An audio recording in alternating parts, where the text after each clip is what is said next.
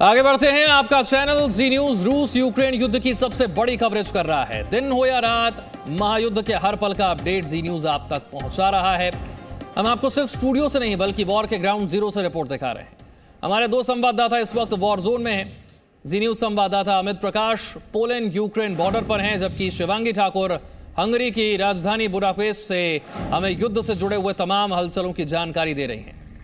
सीधे चलते हैं शिवांगी के पास। बुडापेस्ट में वो मौजूद हैं। यहां पर भी कई भारतीय छात्र लाए गए जिन्हें भारत वापस भेजा जा रहा है। शिवांगी, सबसे अहम है इस वक्त ऑपरेशन गंगा।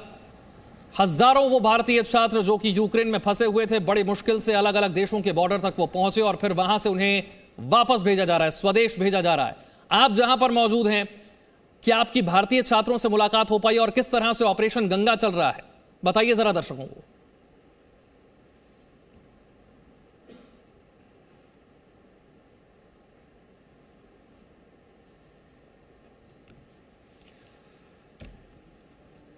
शिवांगी मौजूद हैं हंगरी की राजधानी बुडापेस्ट में। ऑपरेशन गंगा यहां पर भी चलाया जा रहा है।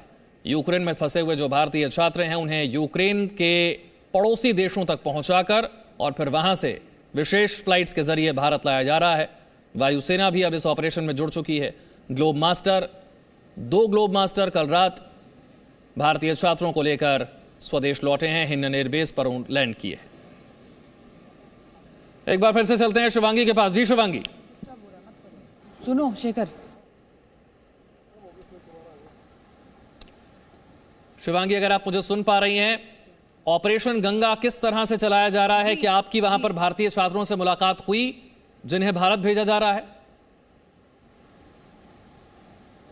बिल्कुल विशाल, देखिए लगातार भारतीय छात्रों से हम यहाँ पर मिल रहे हैं, हजारों की संख्या में। आज भी हमें भारतीय छात्र जो हैं वो बुडापेस्ट में मिले। इन सभी को यूक्रेन बॉर्डर से सीधे यहाँ पर लाया गया है, हंगरी लाया गया है। ज़ियोनी का ये पूरा इलाका था। आपको बता दें, ये सारे छात्र अपनी कहानी बताते नजर आए कि जैसे ही रूस ने ये तय किया कि वो यूक्रेन पर हमला करेगा, उसके बाद किस तरह से उनकी परिस्थिति जो है वो बदली। ये सभी छात्र कई दिनों तक बंकर में रहे, किस तरह से उन्हें खाने पीने की समस्या हुई, लेकिन इन सब के बीच जो राहत की खबर थी वो ये कि ये लोग वतन वापसी कर रहे हैं। सभी ने जो इंडियन एम्बेसी है उनका बहुत शुक्रिया अदा किया और कहा कि पल पल की जानकारी जो है इन सभी छात्रों को मिल रही थी। इसी के साथ साथ आपको बता दें कि केंद्र सरकार ने जिन 4 मंत्रियों को इन अलग अलग विदेशों में भेजने का निर्णय लिया है, चाहे वो किरण रिजिजू हो, वीके सिंह हो, ज्योतिरादित्य सिंधिया हो या खुद हंगरी में मौजूद हरदीप सिंह पुरी हो, इससे काफ़ी असर पड़ रहा है। जो ऑपरेशन गंगा है उसको और भी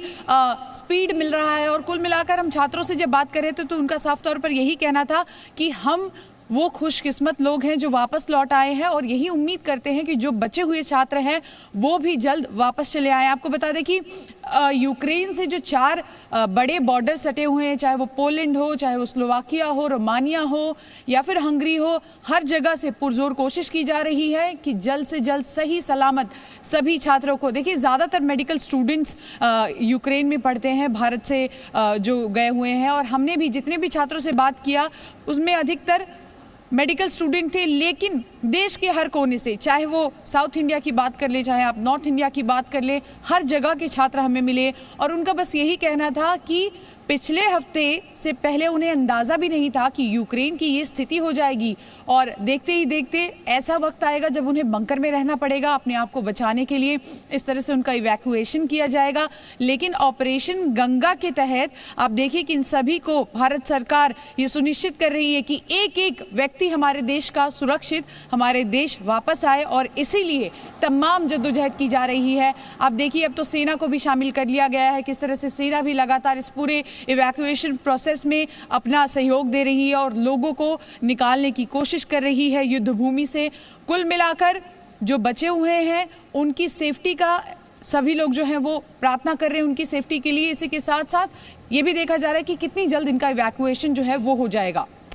शिवांगी, यहाँ पर बहुत बड़ा सवाल जो पेरेंट्स हैं, जो माता पिता हैं, उनके मन में भी ये है और हर आम आदमी जो है वो ये जानना चाहता है कि यूक्रेन से लगते हुए जो पड़ोसी देश हैं वहां तक अगर छात्र पहुंच जाते हैं तब तो उन्हें वापस लाने का इंतजाम है, लेकिन जिन छात्रों की आपसे बात हुई ये यूक्रेन के अलग अलग हिस्सों से बॉर्डर तक पहुंच कैसे रहे हैं? असली चुनौती तो वहां है।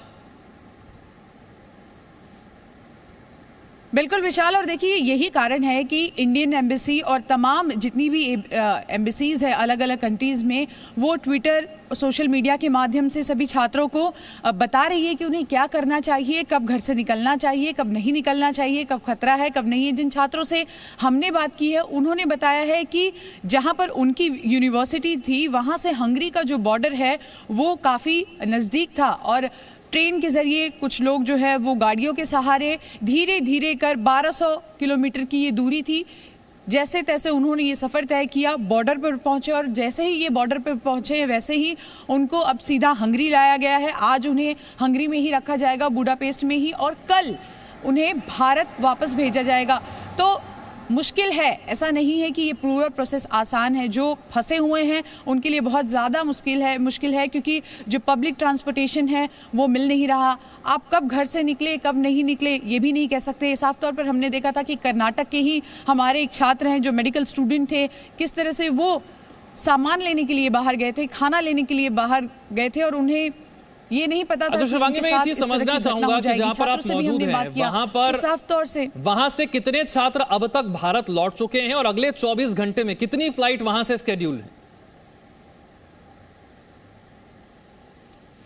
देखिए विशाल, हजारों की संख्या में यहाँ से छात्रों को निकाला जा चुका है, और आज जो जिनसे हमने बात की छात्रों से, लगभग 1600 छात्र जो हैं वो आज यहाँ पर हंगरी पहुँचे हैं, जिन्हें कल भारत भेजा जाएगा। तो लगातार ये प्रोसेस जो है ये जारी है। जो बॉर्डर पर छात्र पहुँच रहे हैं उन्हें तुरंत इवैक्यूएट किया जा रहा है। इंतज़ार इसी बात का होता है कि छात्र भारी संख्या में बॉर्डर पर पहुँचे, लेकिन सबसे बड़ी समस्या वही जो हम और आप जिक्र कर रहे हैं कि कैसे बॉर्डर तक ये छात्र पहुंचेंगे।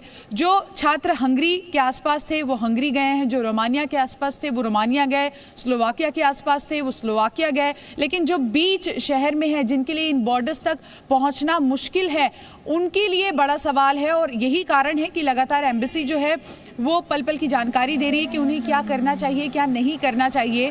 हालांकि जो स्टूडेंट्स हैं कहीं ना कहीं हम देख रहे थे कि उनमें इस बात का डर जरूर था कि हमारी पढ़ाई जो है इसका क्या होगा, क्योंकि एडवाइजरी जो जारी की जा रही थी पढ़ाई की हम वो तस्वीरें भी दिखा रहे हैं जहां पर आप इन छात्रों से बात कर रही हैं।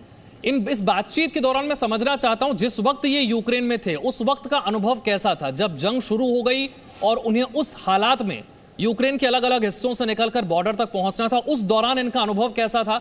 भारतीय एम्बेसी से कोऑर्डिनेशन किस तरह से हुआ, कैसे मदद पहुंचाई गई, वो जानना बहुत जरूरी है ताकि बाकी छात्र जो हैं उन्हें भी समझ में आए कि वो कैसे बाहर आ पाएंगे। देखिए विशाल, सबसे बड़ा हथियार जो इस वक्त हम कहें या जो इनके लिए मददगार चीज़ साबित हुई है वो है सोशल मीडिया। सोशल मीडिया के ज़रिए ये छात्र लगातार पल पल की अपडेट जो भी इंडियन एम्बेसी की ओर से कहा जा रहा था या जो भी भारत सरकार गाइडलाइन जारी कर रही थी उसको फॉलो कर रहे थे ये लोग, और तुरंत ही जो इनके टीचर्स हैं उन्होंने इनकी मदद की। बंकर्स में इन सभी छात्रों को रखा, खाने पीने की जहाँ तक मदद हो सकती थी वो मदद की गई।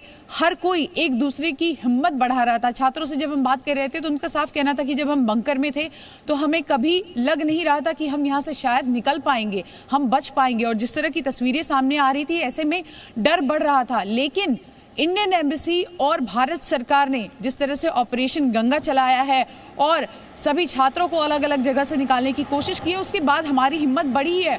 और जब हम तक ये सहायता पहुंची, जब हमने खुद हिम्मत की, हम बॉर्डर तक पहुंचे हैं, उसके बाद से एम्बेसी के लोग वहां मौजूद थे, उन्होंने तुरंत हमारा इवैक्यूएशन प्रोसेस जो है वो शुरू कराया। तो देखिए हिम्मत की भी बात है, जो छात्र फंसे हुए हैं उनको भी हिम्मत रखने की ज़रूरत है क्योंकि यहाँ पर कोशिश की जा रही है। और जो छात्र वहाँ से लौटे हैं वो अपना अनुभव साझा करते हैं। वो कहते हैं कि भारत सरकार की ओर से ये जो पूरा ऑपरेशन गंगा चलाया जा रहा है जिसके तहत जो छात्र 2 मिनट के लिए बंकर्स में थे ब्रेक के लिए रुक रहे हैं, और 2 मिनट के ब्रेक के बाद आपसे समझेंगे कि अब जो यूक्रेन में फंसे हुए छात्र हैं वो कैसे हंगरी तक पहुंच सकते हैं या फिर पड़ोसी देशों तक पहुंच सकते हैं। हंगरी के बुडापेस्ट से मेरी सहयोगी शिवांगी ठाकुर इस वक्त मेरे साथ जुड़ी हुई हैं। यूक्रेन पोलैंड बॉर्डर से अमित प्रकाश हमारे साथ अब से कुछ देर में जुड़ेंगे। शिवांगी ने वहां पर मौजूद कई भारतीय छात्रों से बात की है जो कि यूक्रेन के अलग अलग हिस्सों से बड़ी मुश्किल से हंगरी तक पहुंचे और फिर उन्हें ऑपरेशन गंगा के तहत जो है वो भारत पहुंचाया जा रहा है, स्वदेश पहुंचाया जा रहा है। शिवांगी के पास एक बार फिर से आपको लेकर चलते हैं और ये समझने की कोशिश करते हैं कि वहां पर मौजूद जो भारतीय छात्र हैं उनका अनुभव कैसे रहा, वो कैसे यूक्रेन के अलग अलग हिस्सों से हंगरी तक पहुंचे, बुडापेस्ट तक पहुंचे, भारतीय एम्बेसी की तरफ से कैसे कोऑर्डिनेशन किया गया, यहां उनके रहने के कैसे इंतजाम किए गए हैं और कैसे उन्हें अलग अलग फ्लाइट से भारत भेजा जा रहा है। शिवांगी।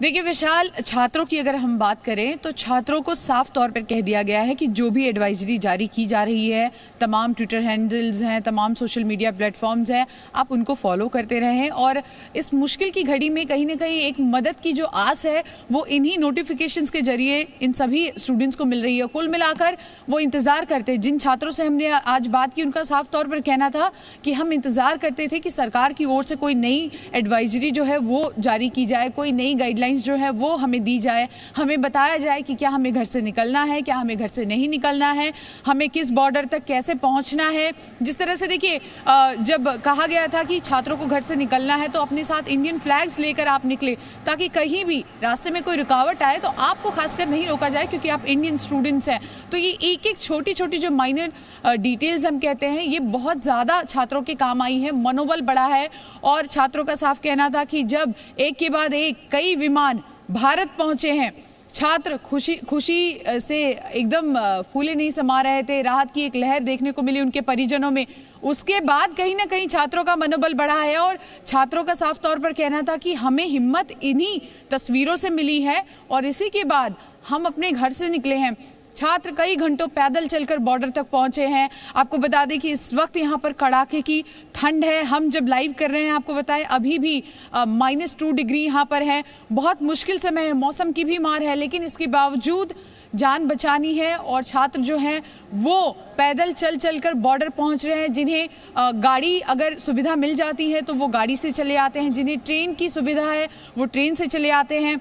और सबसे बड़ी बात कि देखिए जब वो इस देश में पहुंच रहे हैं, हंगरी पहुंच रहे हैं, तो यहाँ के लोग भी दिल खोल कर उनका स्वागत कर रहे हैं। ना सिर्फ भारतीय बल्कि यूक्रेन से भी अगर कोई लोग यहाँ पर पहुंच रहे हैं तो यहाँ के लोग उन्हें बहुत ही तहे दिल से उनका स्वागत करते हैं। उनके लिए जो भी हम कह सकते हैं कि होस्ट के तौर पर जो भी किया जा सके वो किया जा रहा है। हमने यहाँ भी लोगों से बात की हंगरी में भी और साफ तौर पर उनका ये कहना है कि पुतिन द्वारा लिया गया जो एक्शन है उन्होंने भी कभी नहीं सोचा था कि ये पूरा मामला इतना बड़ा हो जाएगा। देखते ही देखते ये पूरी घटना, ये पूरा विवाद जो है अब हाथ से फिसलता जा रहा है और ऐसे में जो सबसे बड़ा नुकसान है वो है आम जनता को। आम जनता इसमें पिस रही है।